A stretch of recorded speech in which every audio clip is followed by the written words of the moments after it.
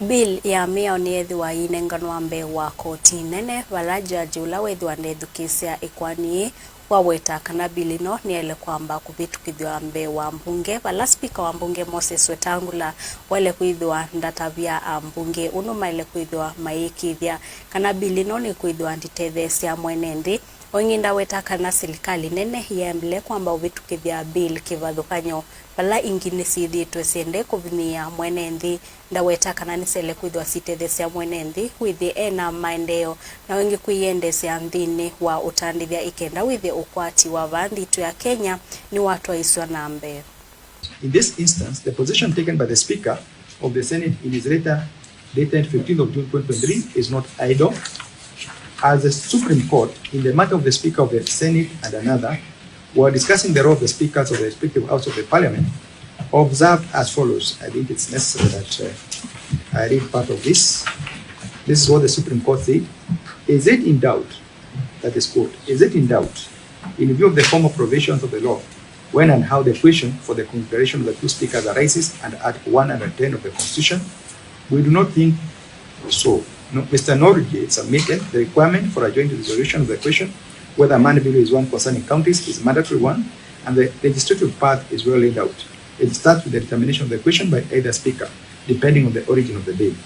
Such a determination is communicated to the other speaker with a view to obtaining concurrence.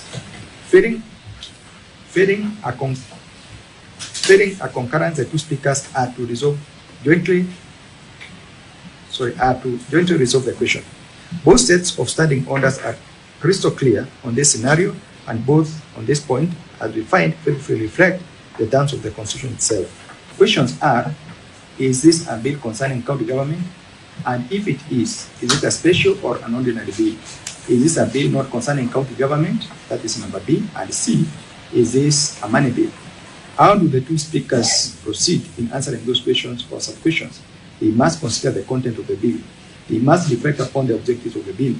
This is by the Constitution. It's not a unilateral exercise. And on this principle, it is obvious that the Speaker of the National Assembly, by abandoning all the engagement or consultation with the Speaker of the Senate, and proceeding as he did in the matter before the court, and acted contrary to the Constitution and its fundamental principles regarding harmonious motion of state institutions. Neither speaker may, to the exclusion of the other, determine the nature of a bill, for that would inevitably result in usurpations of jurisdiction to the prejudice of the constitutional principle of harmonious interplay of state institutions. And we deliberately use the word desirable. It is desirable for the speakers to determine the nature of the bill and the path it should take. From the perspective of the Supreme Court, the two speakers ought to have concurred as to the nature of the bill prior to the introduction in the National Assembly. In any event, as already stated, the concurrence of the two speakers of Parliament cannot oust the jurisdiction of the court under Article 165 of the Constitution to interrogate such concurrence.